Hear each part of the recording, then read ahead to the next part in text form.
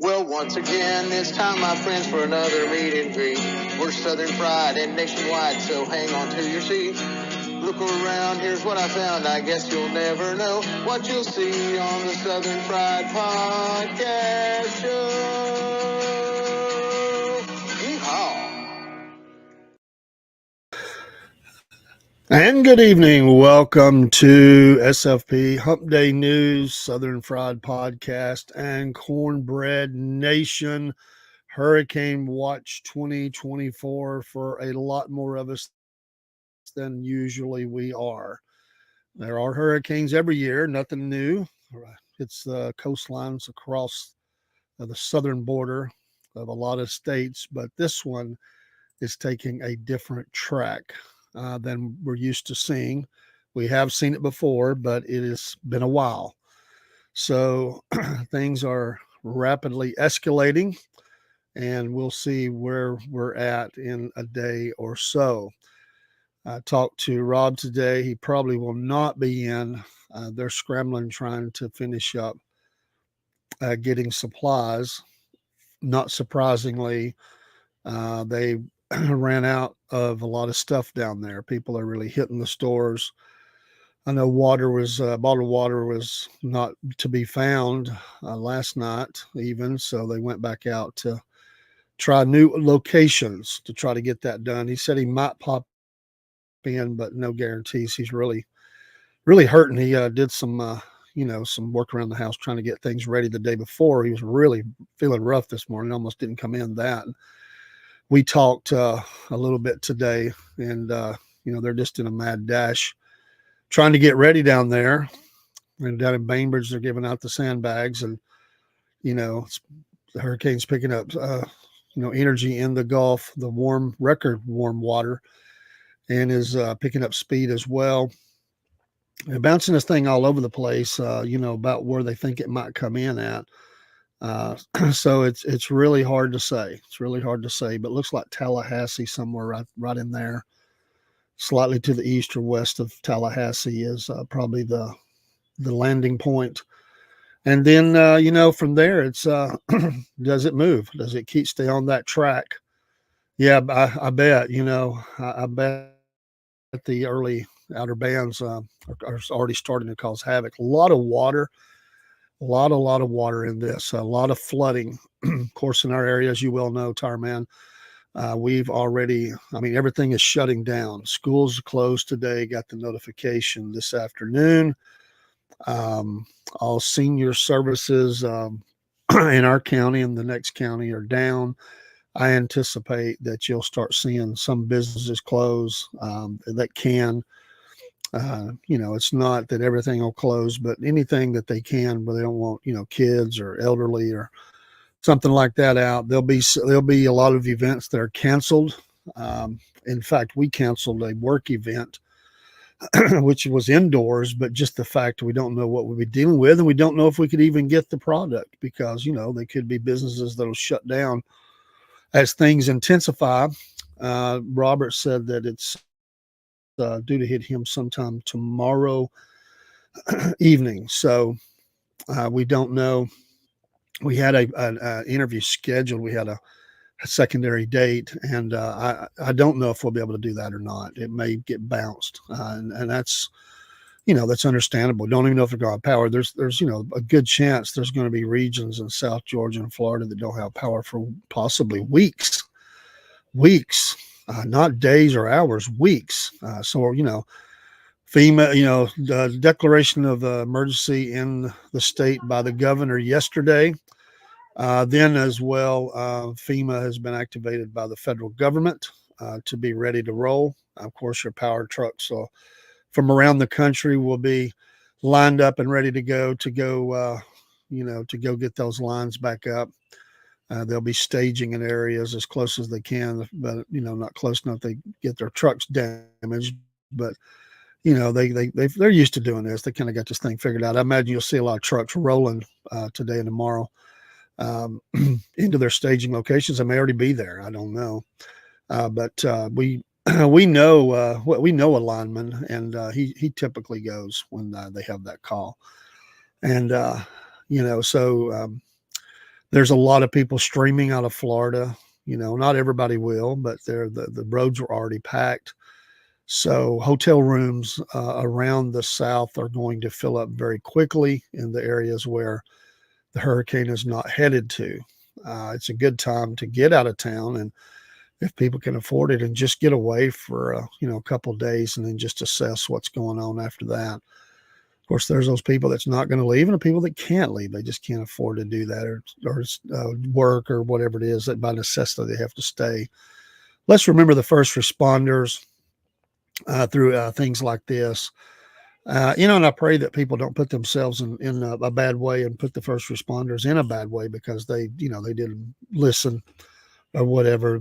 There is a full-on evacuation of some low-lying areas, I'm told, down in South Georgia, places that typically flood anyway. They've just told they ordered them out. I think that was in the news. Robert talked about it today. I think he said Weewa Hitchkey. I think that was an area where they just you need to get out because it's low lying. There's nowhere for the water to go. They're talking 8 to 10, 12 inches of water.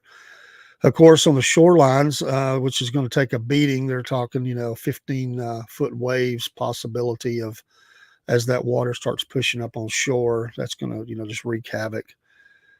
Bad time to do a vacation if in some parts of Florida, not every part, a lot of Florida is going to escape.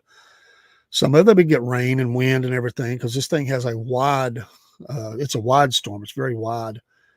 And, just what kind of energy. I mean, Robert says they're still saying a 3. He said, I heard a 4, but Todd Starnes reported today that someone says there's a possibility of a 5. So just have to see how fast it's rolling through the Gulf, how much energy it picks up.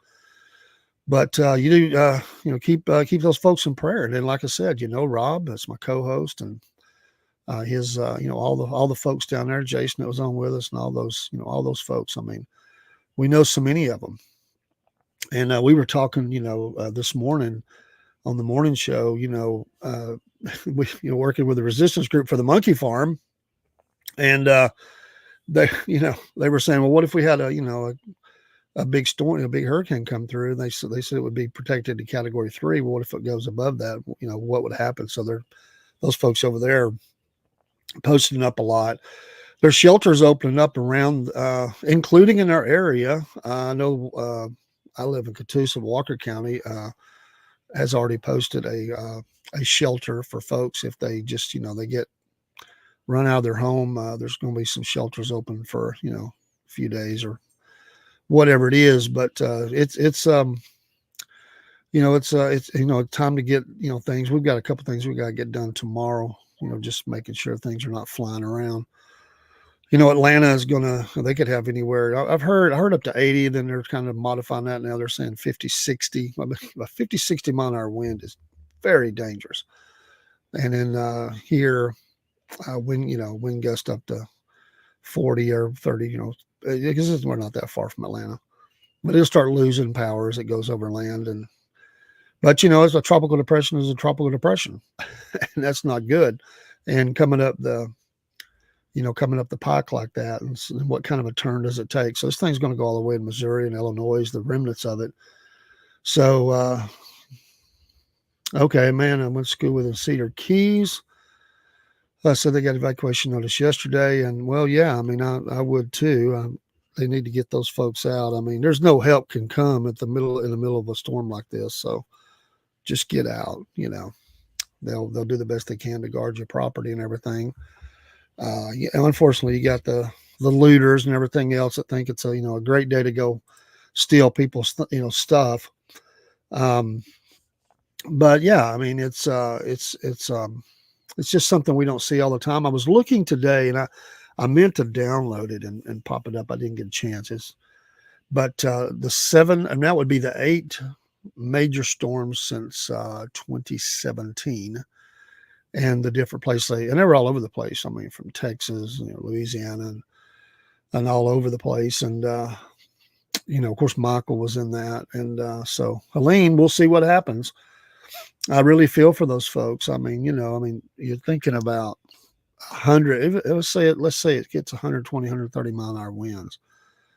wow, what kind of damage? I mean, trees snapping, things blowing all over the place, roofs being ripped off. That's just horrible. Trailers, they were already saying, in some places, they were saying if you live in a trailer, evacuate. If your house, okay, but if your trailer, don't care if you got strapped down or not, get out. So let's just pray for those folks. So a little bit of a modified show tonight, and we'll see if Rob's able to drop in. I told him not to worry about it. I don't anticipate him doing that, but you never know. I told him to take care of business, and we'd handle things, and there's going to be there's times like that. In fact, a week after next, I'm going to be busy with some things at work. I might not be on a show or two at night. Hopefully that's limited, but just things. It's life. You got to work. You got to do things. So, and that's all good. But I told him to take care of business, and he's really beat. I mean, he's hurting. He's sore. He's Rob's got his health issues, and he's trying to get everything done, and they're scrambling, to get things done. I mean, they making sure they got enough fuel and water and stuff like that around for things they'll need. Just like thousands upon thousands upon thousands of other people. Imagine there'll be a disruption of flow, not just because you won't be able to get the deliveries in, because it's all going to be gone. It's like the gasoline now. People are getting extra, so that disrupts the flow and the natural, anticipated delivery of fuel to stations, which I think, 3 days or whatever is really about the normal. Well, you got all these people that'll go and just empty out, which technically no gas station is completely out. If you've ever talked to anybody, I never worked in one, but I've known plenty of people. What happens is you get down to a certain level. You don't want the gas in the bottom anyway. It's dirty. You get contaminants and stuff, but they'll usually reserve, they have to for police, fire, ambulance. So, but they shut it off to the public. And we need to understand that. You have to have fuel. I mean, I'm sure they've got some fuel supplies, but they have to keep some ready for them. So, the stores stay open, and, they can still sell some things. They just can't sell fuel. But they can turn those pumps back on and, take care of a fire truck or some police cars or something. So it's just, it'll take some time. It'll take some time, and it'll take some time to get, life back to normal, depending on how bad this is. So, my heart goes out to them. It's whether it's, tornadoes or hurricanes, earthquakes, whatever it is. It's nothing to, nothing to laugh about, nothing to play with. And like I said, Tar Man, we're on that track. I mean, I think that it's going to go east of us. That's just looking at it. But we're still going to get a lot of energy, obviously. But I think east of us, and then turn and, do that turn. And that turn won't fully be developed until maybe Knoxville, So, or maybe they go a little west of Knoxville. So we'll see. But there's going to be some areas up in there that's going to see some activity they haven't seen in a long time. They're not used to seeing those type of wind speeds and the amount of rain and stuff that this thing is carrying. They're not used to that. So, and most of us are not. So I don't know. I don't know how. And you just do what you can do. Like I said, you can't stop it. So we can prepare and pray. And that's what we do. So, Helene, the eye of the storm. So, I'll tell you who makes a lot of money. It's weather people right now, because everybody's looking at the weather. Everybody, I mean, I imagine their traffic, which is always good, because weather does good. People like weather. They're concerned with the weather, even if it's pretty. They want to see the weather.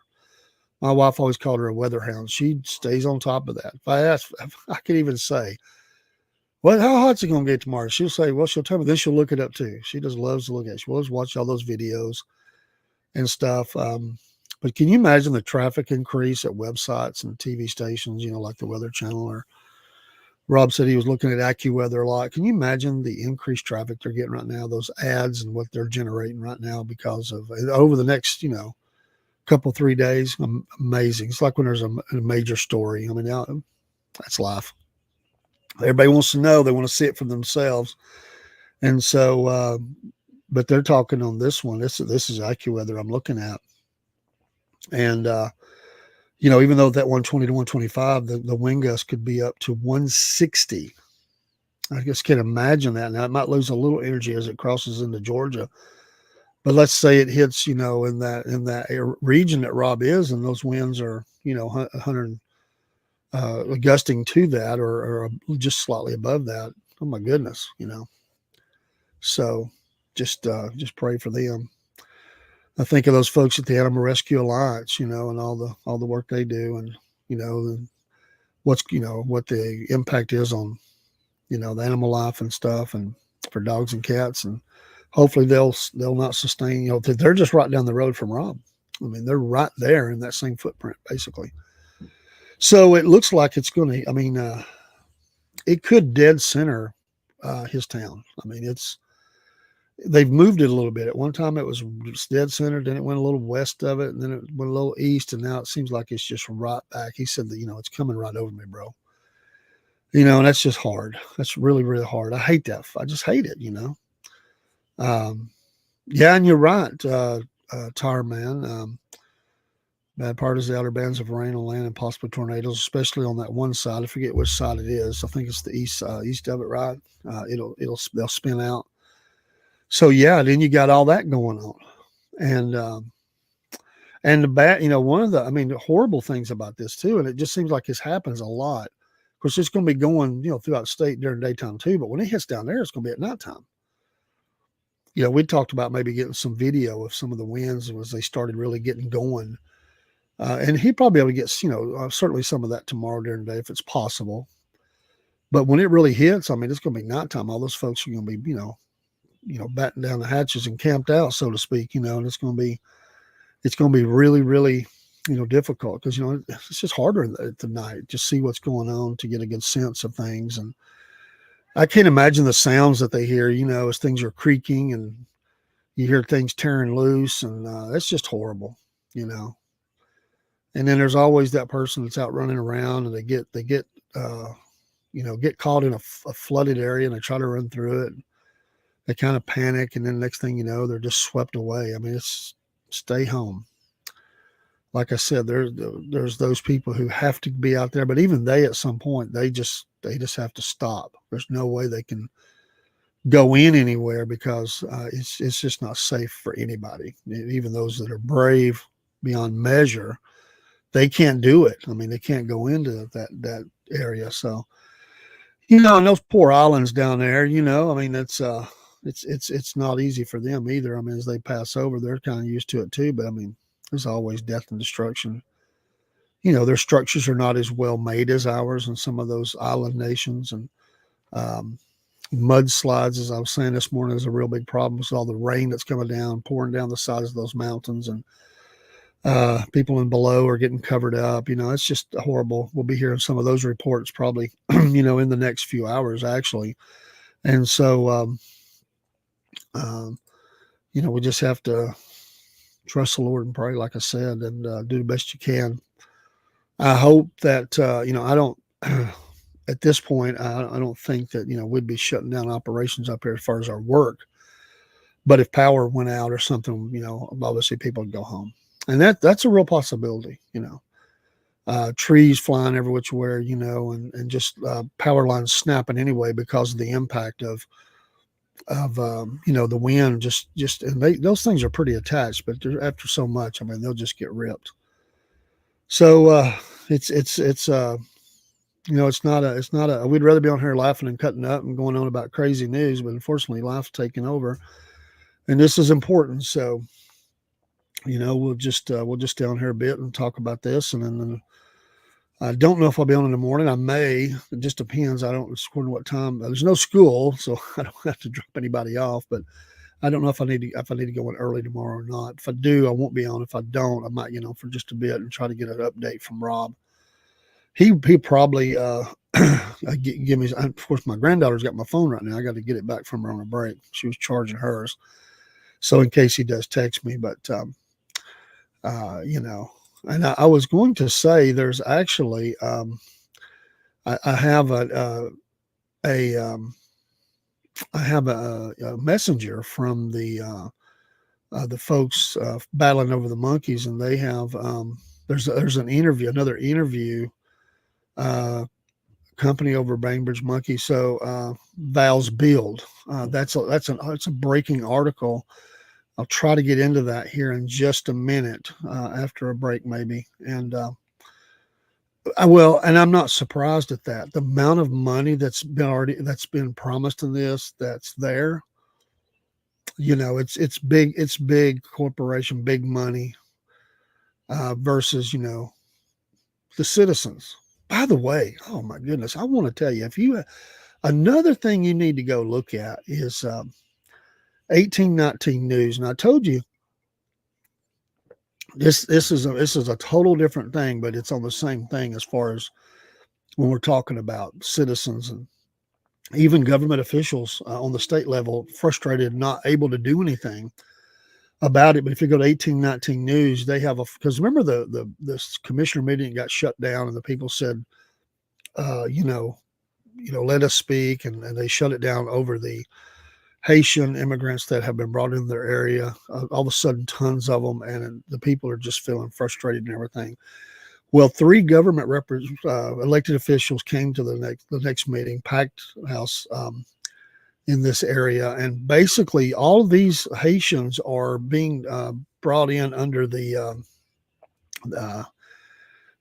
what is it called? It's specifically for 4 nations: Venezuela, Haiti, maybe Cuba, and there's one other.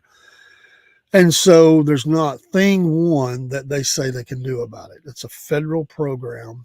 They've given, they just drop them in an area, and there's just nothing they can do. They feel so helpless, and they're really even doubly frustrated because they're not against people coming in, but there's no transparency. This thing it's just been done. And then their own elected officials were not forthright with them. And they really, let them have it. And so there's a lot of frustrations there in that area of Alabama. I'm going to see if I can get over there real quick and give you a town. The town's one of those that I'll probably mispronounce. But 1819 News is a good conservative news site. And I was trying to think. I get it in my email, so I don't know if it's I don't know how deep it is in the stories, but there's a couple of stories here about that, about those. But if on the front page, it's oh wow, I don't know how to pronounce that city or that area. I see Salacauga. I probably butchered that. Okay, Tarman has come in here. The Outlaw is the most deadly. Yes, wind gusts can hit 200 miles per hour and it reach 50,000 feet. Absolutely. But yeah, just go to 1819 News and look at that. Like I said, there's nothing that they can do. State lawmakers host a town hall to address Haitian migrant concerns. That's the article. There's a couple articles about it. There's a picture of them up there in front of looks like it's in a church. They've got a Bible open up there. There's the pulpits in some church. And it was State Senators Keith Kelly, Republican Anniston, Lance Bell, Republican Pell City, and State Rep Ben Robbins, Republican from, how do you pronounce that? Salacauga? I know I'm mispronouncing that. Somebody help me. I'm just not familiar with that name. But anyway, they addressed, but what I wanted to give you, the information I wanted to give you was this. It's a federal issue, and the feds are the ones that are doing it. But they came in under this thing. It's CHMV. It's called the parole program. It's for the Cuban, Haitian, Nicaraguan. That's the one I missed, in Venezuela. CHMV parole program, and it was initiated in January of 2023. And so last week, Keith Kelly And one of the others here that was talking, they went down to the border. It was their second trip down the border. He said he came back with more questions than he got answers. And he has more questions than he has answers. But according to him, now this is amazing, 530,000 immigrants have been granted parole into the country since the implementation of that program. He said that's a scary number. Let's understand what they are. They are not here on a legal status. They're here in a lawful presence. Basically, their status has been deferred by the federal government. They're a protected class. The one thing I think Kevin Kelly will tell you, the same as me, those two words are scary. They're a protected class. What does that mean? That means there's nothing that Salacauga, wherever how you pronounce it, can do. There's nothing that the Talladega County Commission can do. There's nothing that the state of Alabama can do because of what the federal government has allowed to happen. Kelly echoed Bell's dismal prognostication of the situation at the border and what the Biden administration has allowed to occur with immigration. A common theme among the three lawmakers was the impression that the immigrants were similar victims in the situation as the American citizens. They all also echoed equal frustration while trying to extract answers from the federal government. And I've heard this before. They won't give them any answers. They won't tell them nothing. This is where they drop people off the dead of the night, land at an airport. Next thing you know, they're set up at some hotels and the police don't even, they may have been privy for security reasons, but most people don't have a clue that it's going to happen. And in some cases, the local officials were not notified that this was going to happen. I don't know if it's the exact same program, but similar things have happened across the country. With regards to the non-governmental organizations, this is where it really gets even more sad. The NGOs and charities, because you see them all down their border and they're getting them all checked in and everything. They make money doing that. They're paid to do it. According to these gentlemen, he said the ones that facilitate the place of the migrants, all three accuse them of money laundering and profiteering on the backs of the thousands they claim to help. Robbins promised a comprehensive bill package in the upcoming legislative session to address statewide immigration within the restrictions of federal law. The bills, Robbins said, would include methods of monitoring parolees employed in the state and targeting the sponsors who are supposed to help the immigrants they sponsor with things like employment, housing, healthcare, and other essential services. Us as a community are now tasked with doing the responsibility that these NGOs, these sponsors, said that they would do and signed a contract with the federal government to do, and they failed. They didn't just fail. I would say it's money laundering and it's a pyramid scheme. The pyramid scheme is, instead of selling you product, it's selling human beings. All they care about is the number of human beings they get into this country, and they dump them in other places because they make more money off those bodies. And they do not care what happens to those people, and they do not care what community they cause problems in and what chaos they cause. Now, this is elected officials that are saying this, that have went down there. I've heard these similar things echoed before. And when people went down there and tried to talk to these NGOs about this, and they wouldn't talk to them. In fact, they told the people coming across the border not to talk to them either, that they were trying to get them, deported, and they were trying to get them locked up, and they would clam up. And there was some that just went down there to interview them and say, what's going on? Even podcasters and stuff, independent news organizations that are not under the thumb of the big media empire. And we're not putting the people down, but like he said, they're caught in the same twisted, ugly mess that they are. So these citizens in this town, it's flipping overnight. They got these people coming in. I don't know where they're coming from. They don't know what's going on. Nobody's telling them anything. And I imagine, there's not language barriers, and the ones that are there, they may be afraid of what's going to happen or what is happening. There's misunderstanding. And so everybody's at a disadvantage and frustrated. And the federal government has instigated this, and they're not giving answers. And this is where we're at in America. And I think these are the issues that need to be talked about in debates instead of all the silliness that sometimes gets talked about. We need to be talking about that. In the vice presidential debate, they need to bring up issues like this. They need to hold the Democratic Party, who's that's the party that's In the White House, they need to hold their feet to the fire, so to speak, and say, you need to answer for this, and put them on the spot in front of the American people, and just stay on that, because they're really missing the boat here. They've not talked about this. I mean, we know there are massive areas in Texas where they've just built whole cities for people. Nobody really knows what's going on. There's frustrations, and but this is, a town there in Alabama, and the citizens of that town are just frustrated. And even they said, we're not against people coming here, but you got to communicate with us. You got to tell us what's going on. And then the officials, at least the elected officials, feel frustrated because the federal government won't tell them anything. But they're really frustrated with the mayor and some of the commissioners and stuff, because they felt like they dodged them. They shut that meeting down early. But anyway, they felt like they flip-flopped on some answers when it first came to light. So there's some concern. And so, I don't have a dog in the hunt, as we say down here in the South, other than I'm concerned. I mean, it's in the South, it's in America, and I'm frustrated about it myself, but I'm not a resident of that area. But I feel their pain, and this has happened to cities around the South. And that's happened to those in Georgia too.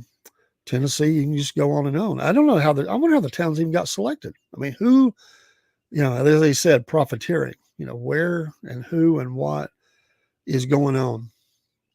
I think we need some answers, and there's not, good answers coming. And what's going to happen to these people. They're going to be dropped like a hot potato when it's not expedient for them to be useful to the federal government anymore. And then, like he said, it's going to be incumbent upon them to try to figure this thing out, get these people employment and housing and everything else, because they're going to be left high and dry. The money will eventually dry up. That's what happens. The federal government will take you out there so far, get you used to your, being fed, meal after meal, and every little situation in your card field and your hotels and sometimes that ain't very good either. They've been put in some bad situations, and I feel for them. I do, because they got families and, little kids and stuff. And they've been promised an American dream, and they've got an American nightmare.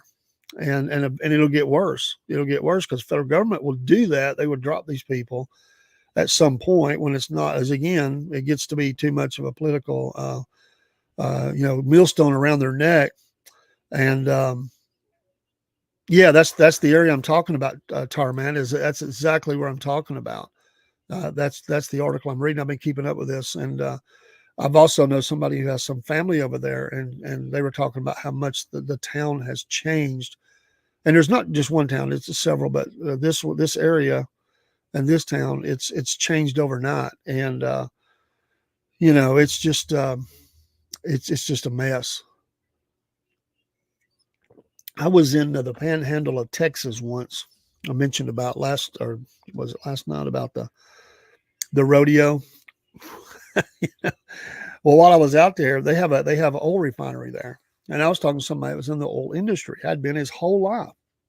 He worked his way up, from the fields to his position and everything. Yeah, it is a small town, but it is a small town, and this Dumas is not a huge town. It's got a couple of things out there, but that obviously employs a lot of people. Well, and it's cause and effect, brother. Cause and effect. So one of the things they did was they did have a lot of illegals working there. And so they came through and they did the I-9. This was when the I-9 verification checks really got going. And they lost I don't know, something crazy like 200 workers just walked off the job and fled. So here they got this oil refinery, and they got skeleton crew trying to run this thing. Not possible long term, and they wasn't running well. It was not running full capacity. It was causing a lot of problems, and so the city fathers reached out. I don't know if it was state level or federal level, and I want to say it's federal level. And they at that time, and there's all these programs at that time. Just like with those folks, there was an emergency refugee status for Somalians. And so they went and got I don't know, a few hundred Somalians and shipped them in. And they had one person or something that could, speak their language in English. And they brought them in. Most of them went to work at the refinery. They took some old dilapidated, pay by the week motels that was in town. They just took those. Some of them are already vacant anyway, but they fixed them up. I wouldn't say great, but they went in and fixed them up and got them ready for them because that's where they lived at. And yes, I'm familiar with I'm familiar with the plant. And I've heard stories. No, I don't know if I've heard your stories, but I have, and I think that's like the biggest or the only real big job there or something, if I'm right. But anyway, they had to have a town meeting with these folks. I'm not mocking them or anything, but they had came out of Somalia, and so here's this little conservative town in Texas, and they have several hundred Somalians have showed up. So um, they walked everywhere they went. None of them could drive. They didn't have a driver's license. Probably never been in a car in their life. So they walked everywhere. And traditional, like you see in some of the documentaries and stuff, the women would be carrying the baskets on top of their head with their laundry or fruits and vegetables or whatever. But they were going down the road topless. That's just normal for them. And so, it caused a big stir. And then a lot of them would, even though they had these hotels and they'd fixed them up for them, they were going down the road. And if they needed to use the bathroom, one or two, they just did it. So they had to have a big meeting with them because the citizens of the town were like, "Are you kidding me? You can't, you got to stop this." So they had a meeting with them and did some, I guess, some training with them about what it means to live in a town like that, United States, and laws we have and decency laws and all that stuff. And I think he said it had gotten better, but he said, boy, and this is, oh my goodness, this is probably, oh man, I would say 15 years ago, probably that I was there, 15, 16 years ago. And he said it had gotten better then. I'm sure he's retired now. And but he said it was a mess. He said the town, they just they didn't know what to think. And so that was a federal program, much like this one in this town here. So that's happening, and it's not. A lot of times we think of these things happening in big city, and those do happen. And when you say animal food plant, are you talking about chicken there, Tireman? That's what I think of. That can be a nasty business right there. But yeah, I feel for them. So, and like I said, these folks, um, they're just frustrated. And again, it's a culture shock. It's, small, rural, southern town, and it's a culture shock. And you can't. That's one of the things about changing things. Even if you're going to do that, you just doing things like that really fast and almost seemingly overnight. That's not a wise way to do things. But the reason they do that is, one, they know people don't want them there, so they just drop them in and they know that they got the power, and they just tell the people, well, we're just doing it. What are you going to do about it? And then they leave it on them to, handle the mess that follows up, sometimes literally, and the people are frustrated, and they're the ones that are going to have to listen to it. Nobody in the federal government is going to listen. So that's where we're at. That's a microcosm of the problems we have in America right now. Sums it all up right there. Your elected officials, just think about this. Your elected officials in a town can't get any answers or do anything about the way these people have been treated, the way they've been dumped in the town, and there's nothing they can do. But it'll be their responsibility to fix all the issues. There's your government at work for you right there. Well, they like to say, and I'm going to make somebody mad, but they always say they're the working man's party. Watch how they treat the working man sometimes. I said it. I'll say it again. It ain't what it used to be. I know that's not proper English, but it's the way I feel tonight. It ain't what it used to be.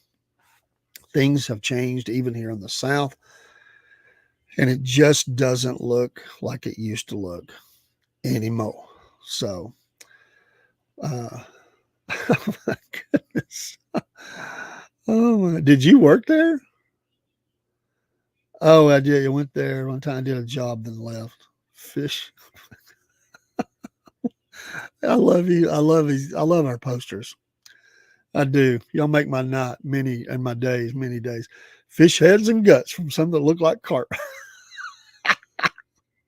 I love it. Oh man.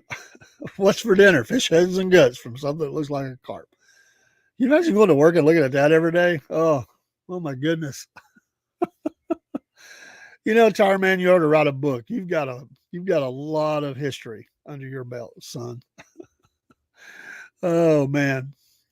You could go on page after page after page. I remember the time that I went to this little fish head and guts place in Alabama and did a job.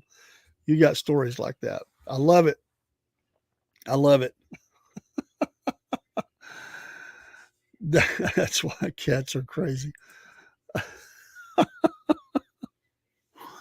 Oh man, this is great. Thank y'all for everybody being in here tonight. We got quite a few from X, and I think one maybe from Twitch, and wherever, and maybe some not even showing up. I don't know, but we appreciate you being in here and Southern Fried Podcast. We're working on some things, and you'll be seeing some things soon. We've got a Venmo thing set up today. We're going to be posting that up and really pushing our merch and getting stuff kind of going with that.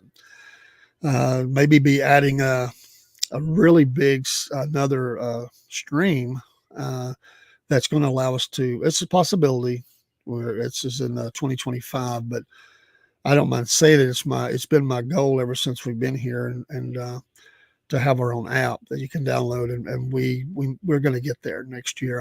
I firmly believe in that, and we're gonna move that direction in the next few weeks and get prepped for that. It's going to help us to streamline some things. We'll still be on all the streams. Nothing's changing, but we'll have an app that you can download and have that, and we'll be able to do a lot more with that.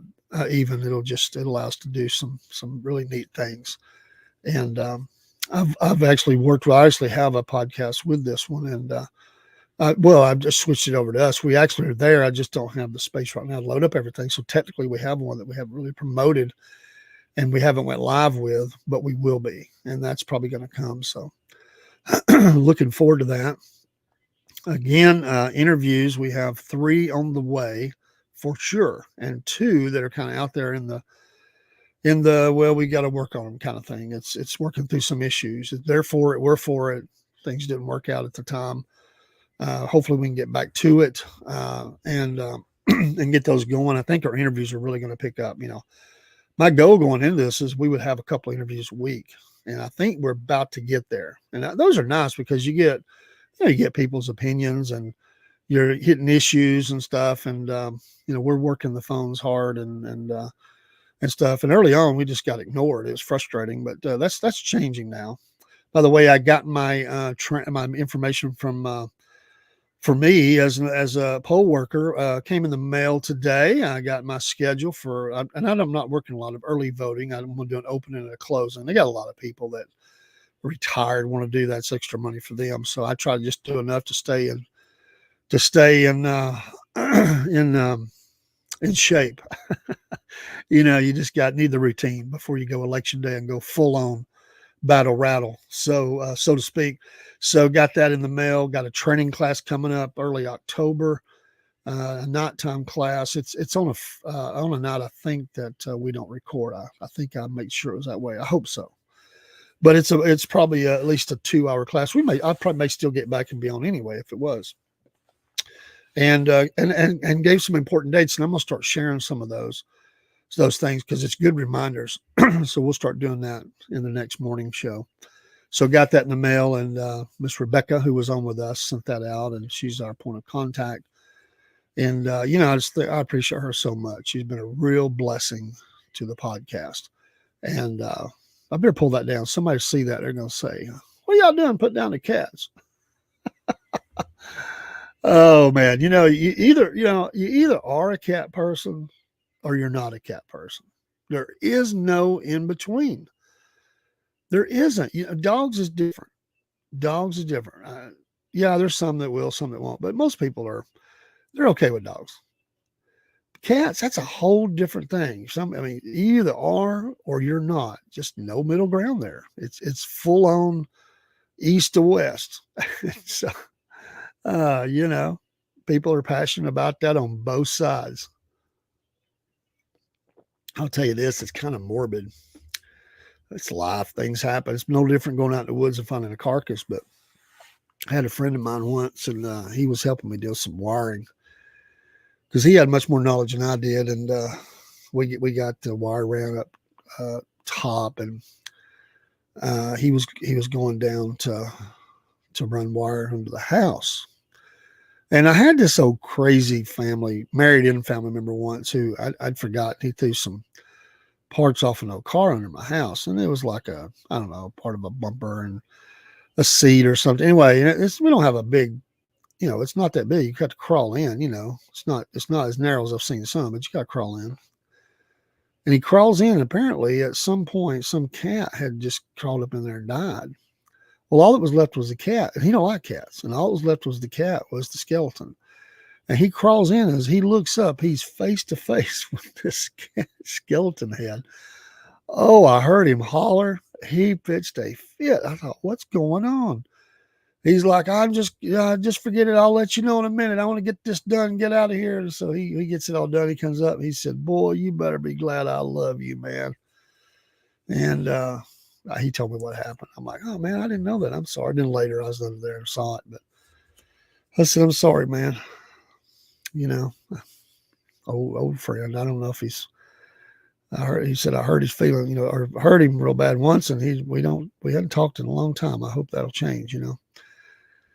We're imperfect people, right? Well, keep praying for Rob, and I haven't heard from him. I'm going to take a break and see about getting my phone back and making sure and checking on a couple other things, but we'll be right back. And again, be thinking about, and I know, some of you may not have resources to do that, but there'll be opportunities to give and to help into things throughout the region, and there's already a great need, and it's going to intensify for a lot of people. I try to find and help folks that they just kind of fell off the radar. There's nobody helping them. They just don't fit within that model of different groups that will help, and so. But however you do, I just think it's good. If you can't, pray for them. We can all do that. So my late wife had 3 around 10 years old. I had to adopt them out. Sweet girl and husband took them. Awesome. Well, good that they were able to find that other forever home. So, okay, let me get over here. We'll run a couple of quick commercials, and we'll be right back.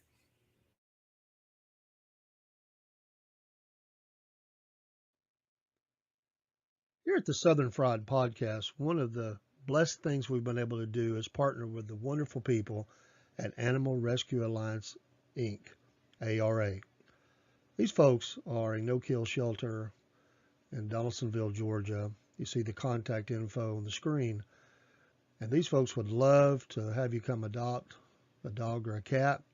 They have folks that come from all over the United States, not just the state of Georgia. They're great folks. It's been a wonderful partnership between Southern Fried Podcast and ARA. And we've been blessed to meet some of the folks that have adopted animals from ARA. Also, we've been able to encourage people to donate and volunteer. They encourage volunteers that are in the area, and they're just wonderful people. We'd love for you to contact them, meet them too, go on their website, see some of the animals, and we know you'll want to partner with them too by taking a dog or a cat to their forever home. Join with us, the Southern Fried Podcast, in support of this great work of the Animal Rescue Alliance, Inc., ARA. We know you'll be happy you did. I know we are.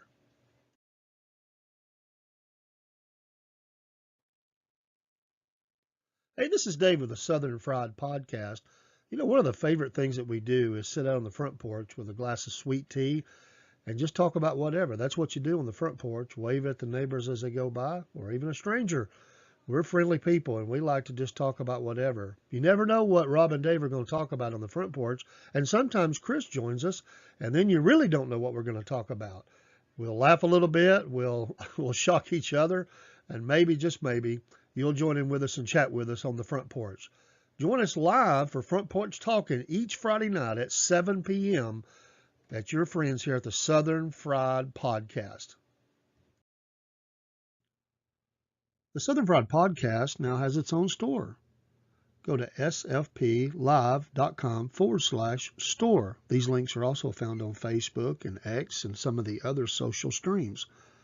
You will find shirts and hats and mugs and bags and all kinds of items with many different designs. These are just but a few of the more than 250 items that we have with different designs.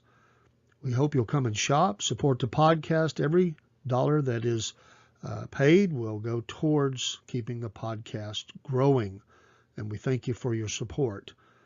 sfplive.com/store. Go shop today and get that favorite person in your life their Southern Fried Podcast item, and it'll help us advertise the podcast as you wear these things or take these things out into the public. We thank you for your support. If you have any questions, email us at southernfriedpodcast@yahoo.com. We'll be glad to answer. We're running some specials as well, 20, 25, and even 30% off in some cases. This will eliminate the mailing charges for sure. So go to sfplive.com/store for your Southern Fried Podcast items today. Remember, Christmas is just around the corner. Thank you. And we're back. And got my phone, got charged up now because my daughter's had it, but that's okay. We can do that. It gave me time to get my phone and also get this interview that just was a little easier for me to do this way. And I want to cover some of this. Let's give full credit. Now this is a full interview, so I don't know if I can get all of it. I'll hit the high points, or we'll see how long it is. But we'll get this up as well. Link it. This is WALB News. Let's give them full credit. Channel 10. The title is Company Over Bainbridge Monkey Facility Vows to Build. There are no new updates in the legal battle. Bainbridge, Georgia, WALB, an exclusive interview. Safer Human Medicine, SHM, as they're known for short. The company over the controversial Bainbridge Monkey Facility vows that they will build the facility. WALB's Lena Allen interviewed President of SHM Dave Jost and SHM Vice President of Finance Jim Giovanni. Full interview, Allen. Now, Allen is the interviewer from WALB. Remember that. My first question for you guys, despite several lawsuits opposing this project, despite Decatur County leaders withdrawing their support for the project, is it true that nothing can stop you from coming to Bainbridge? Jost. Well, I don't know if I would phrase it quite that way. I'm sure he wouldn't. We want to come to Bainbridge for a lot of reasons. You know, we selected that community because of the fact that we met with local officials that explained to us how we might be helpful in bringing jobs to the community. Oh, yeah, you knew they was going to throw that out front. And might be helpful in allowing them to participate in medical research that goes well beyond the county or the state. Well, he just threw all those leaders on right under the bus right there. And not saying they didn't say that, but I'm sure that the locals are going to love that part of the line. So I would say I would characterize it as a commitment. We remain committed to bringing jobs to the community. And although there are some people who we respect and understand have some valid concerns, there are an awful lot of folks who we think are open-minded about us coming in, creating those jobs. Notice he just keeps hammering that, right, that John? Contributing to the economy, and almost on a daily basis, we're getting inquiries about people who might want to work for us and who are interested in what we're doing. So that's the way I would characterize it. Allen, again, this is a reporter for the TV station. Well, just from my understanding, though, when it comes to legalities around what they're arguing and fighting for in court, and then, you know, with the Court of Appeals, what they're looking at is taking away the incentives that were agreed upon for this project, which was quite a bit of money. If you remember that, it was a boatload of money. And says, but even if they take away this incentive, what the county was going to support, you guys can come in and still build on your own money on the property. Joe's, no, that's a great question. So to start with either case, hold on, my granddaughter's. Okay. Who sent that? All right, I'll take care of it later. Just block that and ignore it. So that with either case, it is our own money. Nobody locally spends a penny. We put all the money in. We did what we thought was the right thing. We met with the county officials and the development authority and the city, and everybody walked through to a great level of detail what we're going to do to make this business work and contribute to Bainbridge. We are guided through the process. We followed it. We did the right things in December and the right things in January. And for reasons I don't fully understand, in February, this became a bigger issue. Oh, he don't understand how come it became a bigger issue. So, yeah, I think if the question is, are we still committed to moving forward, even if the unlikely event, now he says, we don't prevail at the appellate level, I think the answer is yes. Alan, what has been your overall reaction to just so much opposition from not just only residents, but some leaders here locally? Jost, well, again, I don't impose my values on other people. I think those folks have concerns. I think our job, and we will try to do it, is to educate them when they raise issues. I'd like to think they're doing their homework, but we can build or help them with that. I know there's been publicity around the impact this could potentially have on the Flint River. For example, when we first showed up, one of the first things we did was spend time with the people and who were representing the city and who had responsibility for wastewater for the city. And we sat down with those folks and we said, here's what we're going to do. Here's the time frame. I know this number of 30,000 keeps coming up. That's over a decade away. We're talking about incremental progress, working with the city to bring jobs. There's that catchphrase again. And to make sure that each step of the way we stop, at each step of the way we stop, it'll be an iterative process. We stop, we talk about what we're going to do, we make sure the city can accommodate it again. Oh, sure, buddy. I'm speaking about wastewater in this instance, and then we move on. So that's one example. What I'm hoping is the people will be open-minded. They'll let us explain to them what they're going to do and why they're thought about and address these concerns, and then give us a chance.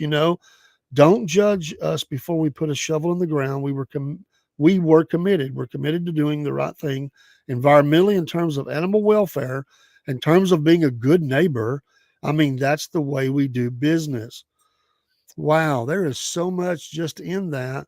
There's so much in that right now that I could comment on, and just the phrasing that they're doing.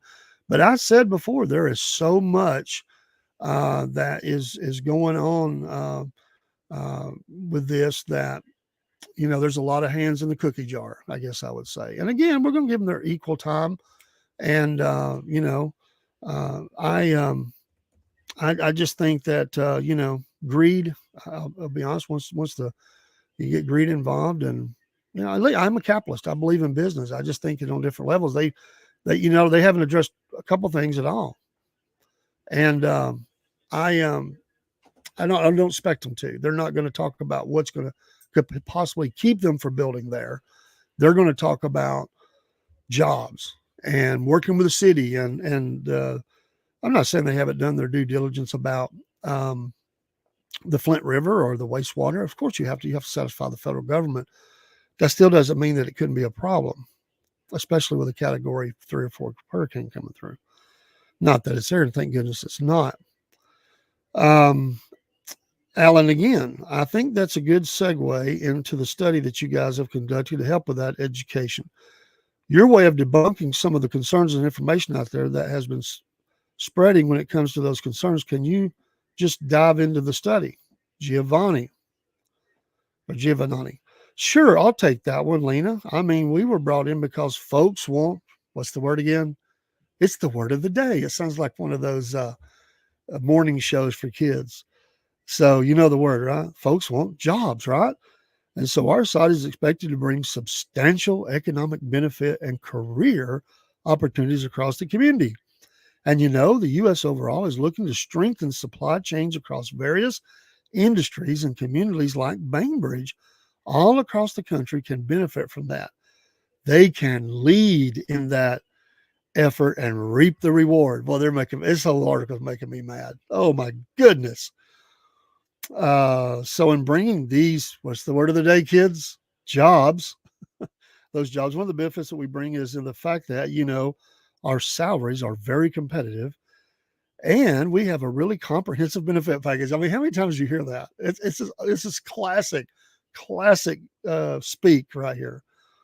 When you look at U.S. Census data, here we go. Here, okay, now you poor backwood people down here. I know I probably shouldn't say that, and I'll get in trouble, but I'm just saying this is the way people look at rural areas in the South, and they're going to say, "Look, you better take what we're handing to you because you ain't got nothing."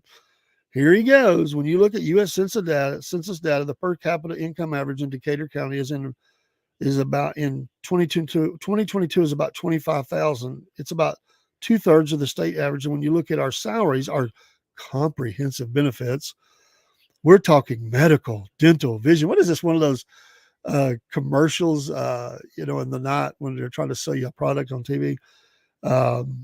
Medical, dental, vision, life, full 401k match. On average across all of our jobs, that could be up to about 65,000 a year on average. So again, we were invited to Bainbridge to create those. What's the word of the day, kids? Jobs. We've talked about it. We've talked in the past about, commitment of over 200. What's the word of the day? Jobs over the course as we build our project up, but it extends beyond that, right? There's over 400. I don't even have to say it again, right? That are going to be created if we hit the goals that we have planned to do. So it's the direct operational roles in our facility. It's the construction jobs. I told you they mentioned that one too.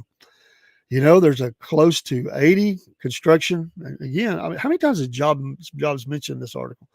Of all the people that are going to be working to build our facility and build our site, and then you have, indirect the jobs that are created in support of our workforce. If you look across other industries across the community, right? It could be healthcare. It could be in restaurants. There's a whole host of other jobs that will be created. And those jobs are going to create up, over 200 million in salary and benefits across the first decade of our business. So it's really providing that financial security for our workers and their families as we start to build this up. Jost. And I would just add that the independent study, if we want to provide more detail we can, has borne that out. I mean, again, it wasn't conducted by us. It was conducted independently, and Jim was much more a familiarity with that than Giovanni. I mean, just as background, we commissioned this by a third-party firm who does this for hundreds of companies across the country. And they use a process and a model that was developed by the U.S. Department of Commerce. And so there it is, truly is independent. We provide them sort of our investment goals and our job goals. And they can tell us, what is your total benefit across the community? And, what is the number that I think we're really proud of, right? So we're looking to invest, to 300 million of construction. We're going to have, a lot of money spent just to support our operations, whether it is, feed for the animals. Oh, here we go. The concern for the animals. Here we go. What a way. There's this way it's going to end. I'm telling you, it just kills me. Oh, let's say feed for the animals, bedding for the animals, lab equipment and everything. But then it's the indirect spending. So you've got other companies that are going to benefit from supporting our workforce. And again, I mentioned, could be restaurants. It could be healthcare. It could be other retail establishments. But all of that spending across the first 10 years of our plan could reach close to $750 million. So it's really impactful. And that infusion of money in the local economy, again, it helps support small business. It can improve real estate values, and it overall just contributes to the growth of a thriving community. There's much more. I'm going to stop right there and just absorb that. Now, I get it. They're in the business of making money and building facilities. And you didn't hear one thing, and you're not going to, of um, the controversy about, whether we should be testing on primates and whatever else. They're not going to touch that 10-foot pole. They're creating jobs. And these jobs are going to be spread across, and creating, it's hundreds of millions of dollars. And all the small businesses and all the people, you folks down there, you don't have good paying jobs like this. We're going to create jobs. We're going to bring you more food establishments in, and we're going to have construction jobs. We're going to have 401k and insurance and dental and all that good stuff. And I mean, y'all would just be foolish. I mean, read between the lines. Y'all would be foolish to pass all that up. I mean, our intent is to come. We're going to do it. Yeah, I can't read no more right now. It just, oh, how many times has the word jobs already been said? It's like, good grief. And it just, and I'll give the interviewer credit. They are trying to continue to press about the Flint River. And they just keep throwing the study out there, and how they sit down and talk to the people and how you have to do that. And all these businesses, thousands of businesses do this. They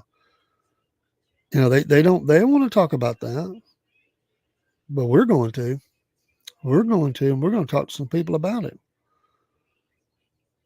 Oh, this is like, oh my gosh. There's one part down in here where he says,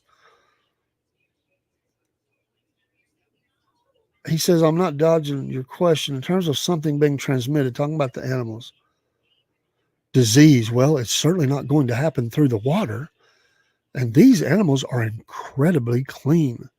What ends up happening is when you bring animals in for use in research, the researchers who are developing life-saving drugs, I want to throw that in there, they demand a pristine animal. I mean, health, quality animal. Really? Really? You're disease-free for how long? Until you inject it? Oh, my gosh. So when you bring animals in, the Centers for Disease Control, CDC, it keeps an eye on them. And make sure that they're properly quarantined. Oh yeah, what a life! These high level primates, quarantined, that they meet all the health requirements. When we bring them in our facilities, we do the same thing. We monitor them regularly for health. We're very careful. I mean, if I could draw a parallel, there's a lot of this thing. Oh, Rob, where are you? This would inflame Rob. Inflames me.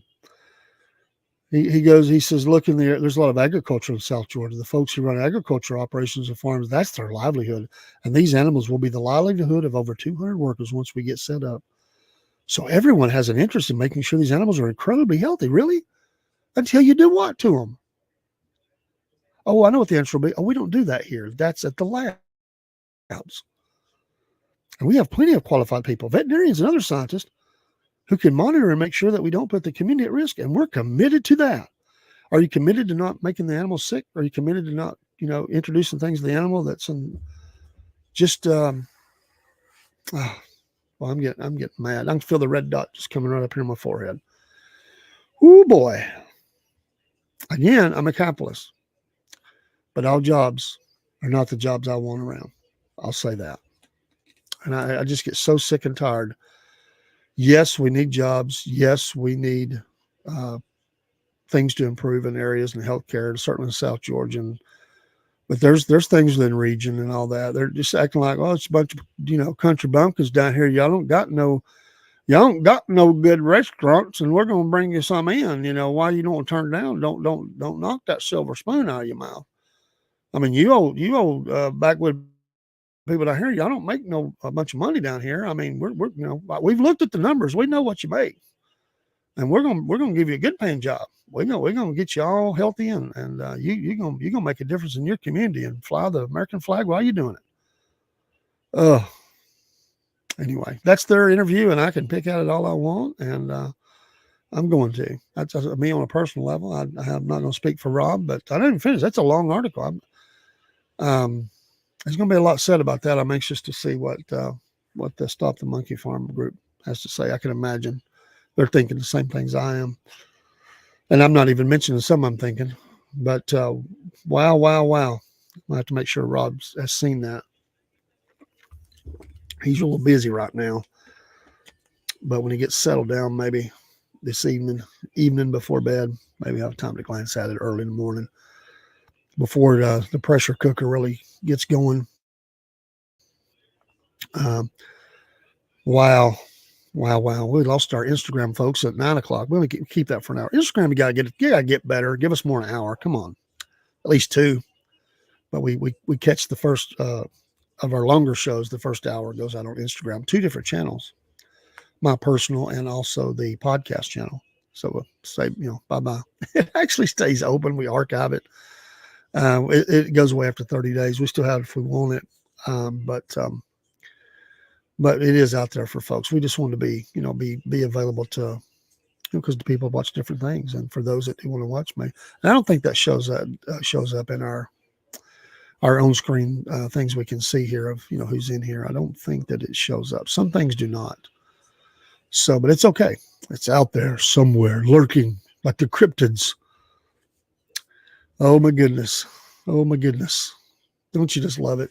Again, I am pro business. I'm a capitalist. I want things to be clean. I know all the things that go into, I'm not an expert, but, working in safety for many years, and and our area was in this region, super fun sites. And we saw what companies did way back in the day. I'm not going to mention them, are out of business now, and dumping things in the creeks and the rivers and stuff. And there was millions upon millions of dollars they had to spend to clean up the Chickamauga Creek in our area because of a drum manufacturer. It went out of business. These drums sit out there and leached into the ground, into all kind of bad things come out of that. So I know certainly you can't just ignore it, but that doesn't mean that's not a problem. It's real interesting how they answered that question through a study that was independently done, how they've talked to them, and everybody's on the same page. And well, we might have somebody coming on that's they might have something else to say about that. We'll see. I won't put words in their mouth, but we'll see. Anyway, I just, I hate the double speak and all that. But I will say this: at least they came on and did an interview. So state your purpose, state your intention. Rather, I didn't anticipate anything different. Lots of money invested. It ain't over, folks. It ain't over just because it is. I'm not saying they won't win this, but I'm telling you what, it's going to be a black eye. And there's going to be it's going to be controversial from the get-go, and however it goes, we'll just see what happens. Keep praying. Keep praying. I just hate that kind of stuff. I really do. I really, really do. We're going to have somebody from, not them, not that company. They would never come on us. They would never do that. But we are have somebody that's involved with the city that's going to come on, and they're willing to face it. And, we said we would, we're not going to be mean, but we do want to ask some tough questions. A few, we said we just wouldn't drop bombs on them, but, give them a chance to respond. And they're more willing to do that. So I give them credit for that. If you're going to be an elected official or an appointed official, his job might be appointed, you got to be willing to do that. And, and they were nice enough to give us, who were kind of new and starting out, they were nice enough to give us that, or will be. They got to wait for the court case to clear. It's going to come down any day, and they're saying the same thing. So that's what we've heard.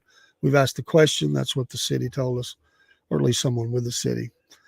And they said they were expecting this news to drop any day, and we'll have things to say at that time. So I don't know, but that is very hard. That's hard reading right there. I'm going to tell you, that's frustrating to read that. So, oh my goodness.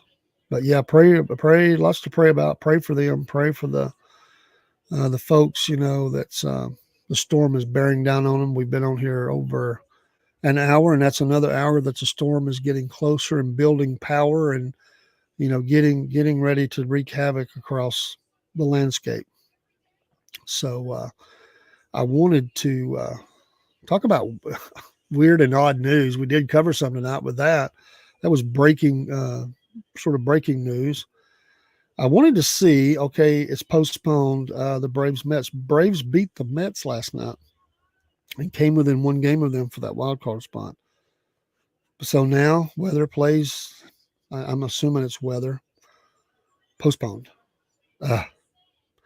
Orioles are drilling the Yankees right now. Pirates beat the Brewers. Phillies beat the Cubs. Mariners beat the Astros.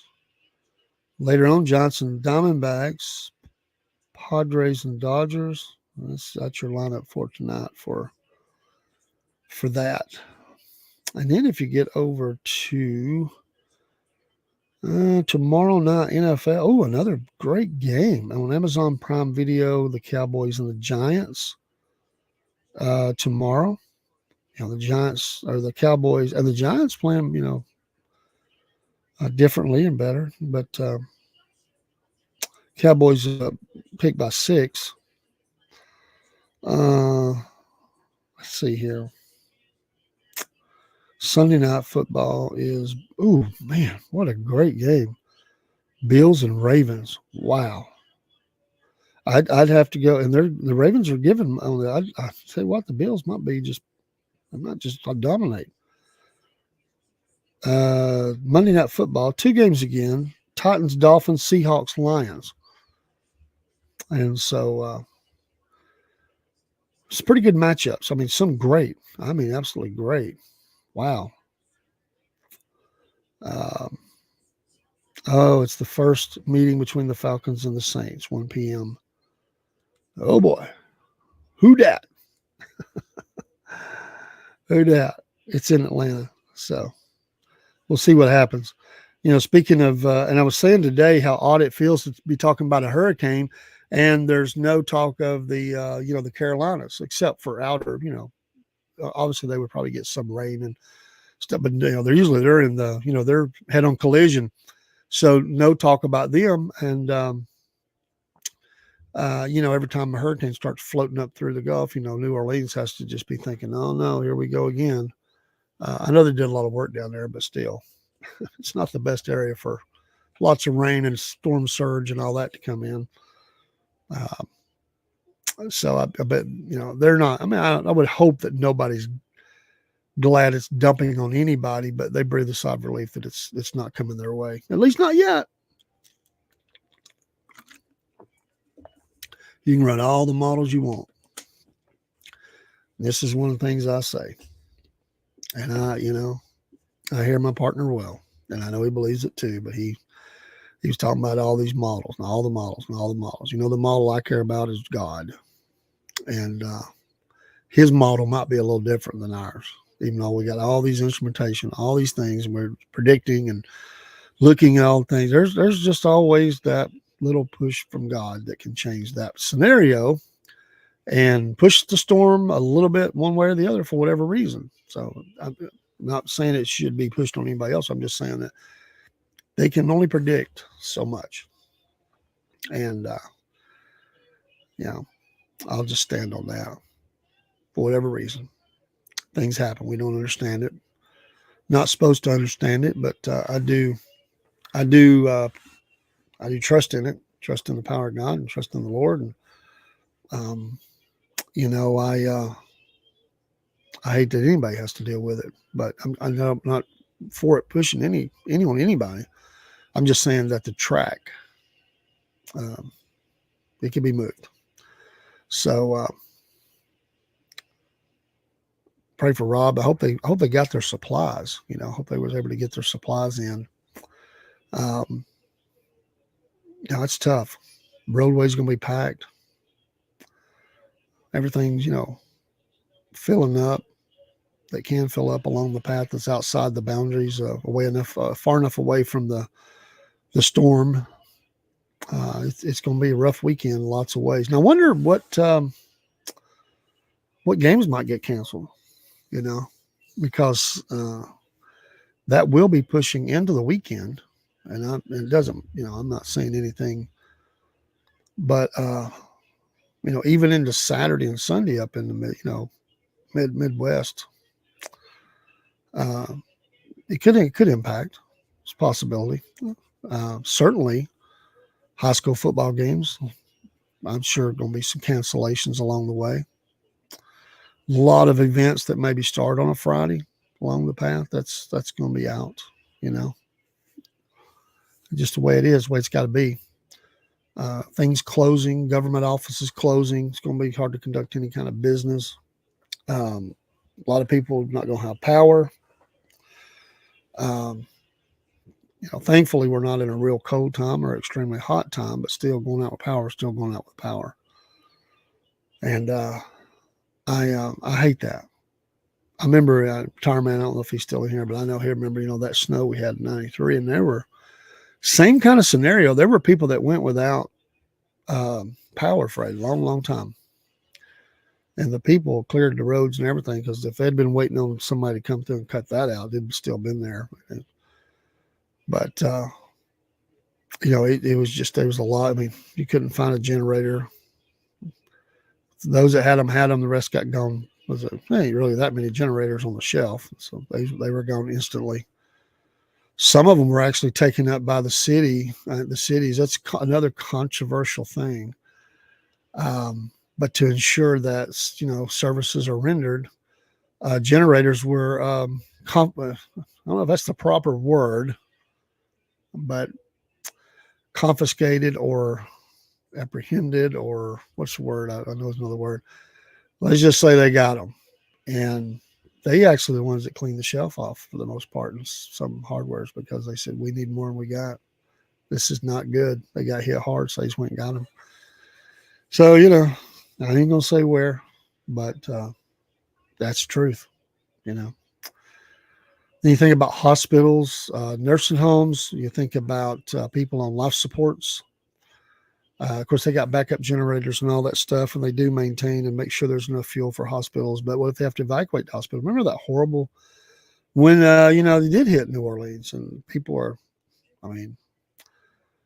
people in the Superdome, and just the horror of that, the crime, the shortages, the nasty. We think about the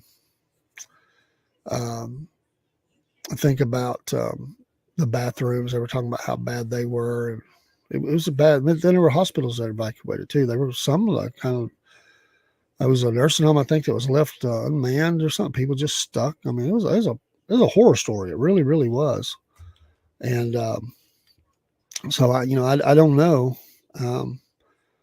Along that path, there's going to be a lot of that. I mean, it's going to cross over some metropolitan areas. I think Macon is right in that track, and Atlanta obviously, and what kind of damage could be caused there.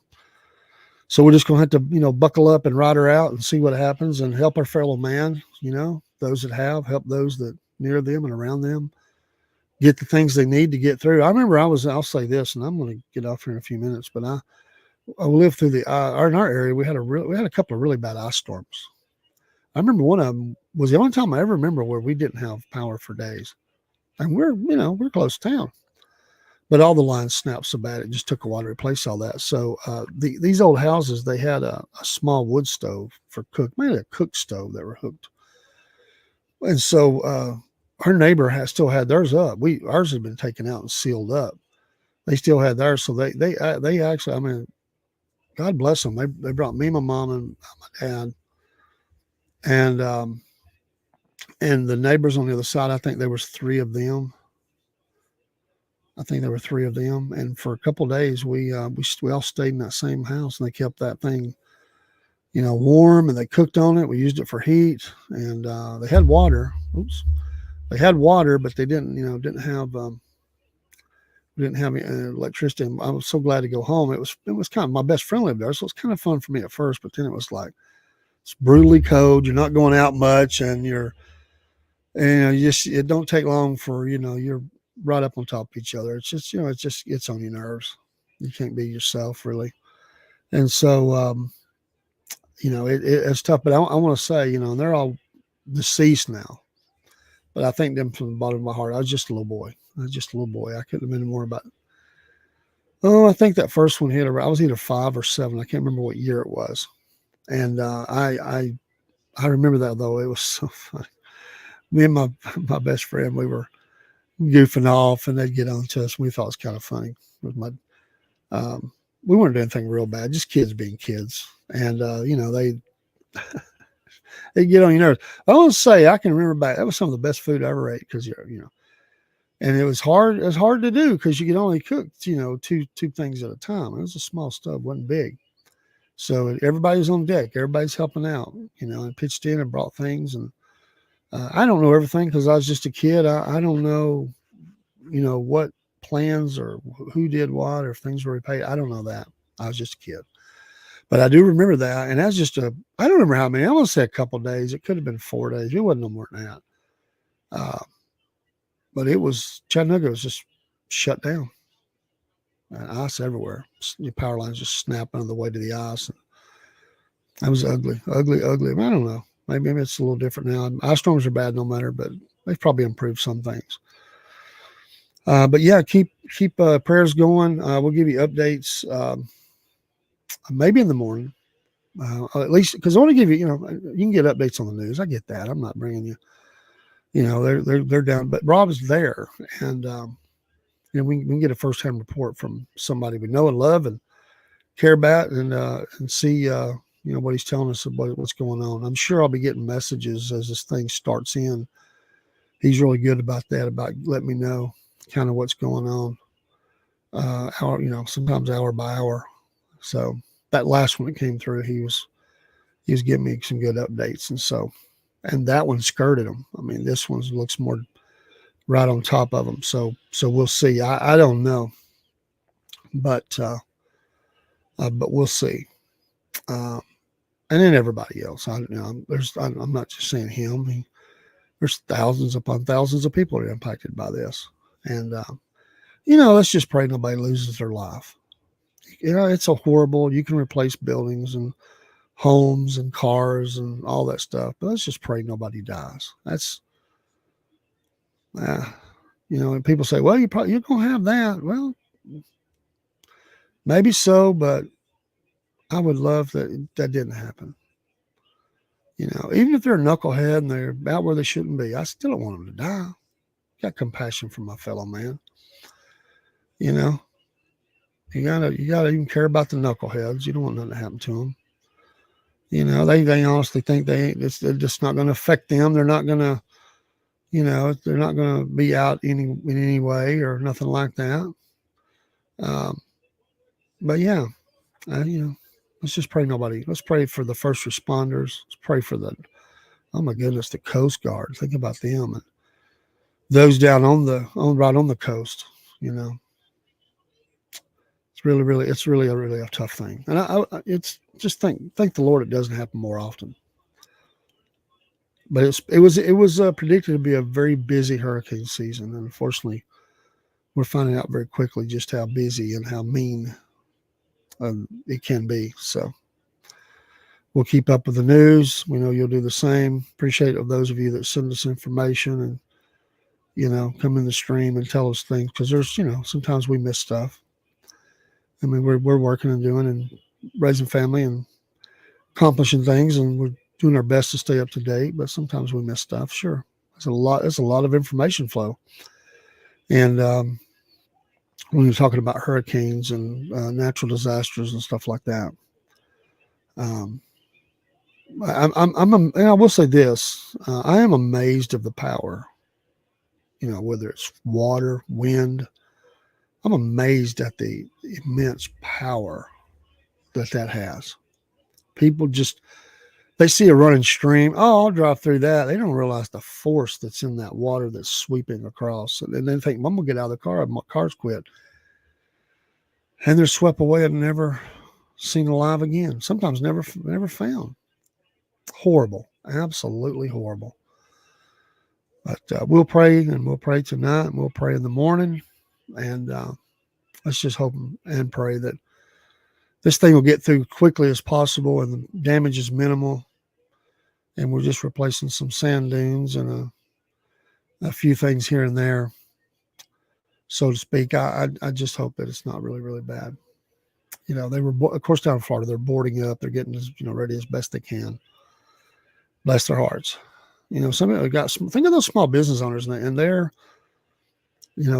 protecting their investment. They're not worried about looters. I mean, they can't just get up and go out of state. They got to protect their investment. That's their business. Some of them stay there and try to protect their business and keep their weapons there. I get it. I absolutely get it. So very, very tough. But hey, thanks for being in SFP Humpday News. A little bit different program. That's okay. It's time we got to do that. And we always pivot and go the course that we need to go.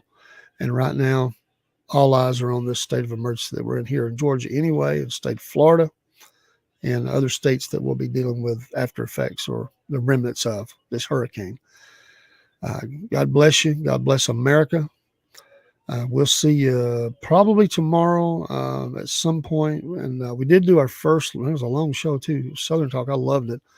Focused on North Carolina. Maybe possibly get another one in. I don't know yet. It may be next week before we do another one. But if we don't see you Thursday, we'll see you Friday, Lord willing. And morning show and then Front Porch Talking. Now, that's going to be also affecting me. Now, I say I am, but we're going to be hit Friday. So we'll do the best we can. And it may be that Rob's not able to be on. So we may not. Just have to play this by ear, minute by minute. It'll be okay. Godspeed, everybody. See you next time. Well, once again, it's time, my friends, for another meet and greet. We're Southern Fried and nationwide, so hang on to your seat. Look around, here's what I found. I guess you'll never know what you'll see on the Southern Fried Podcast Show.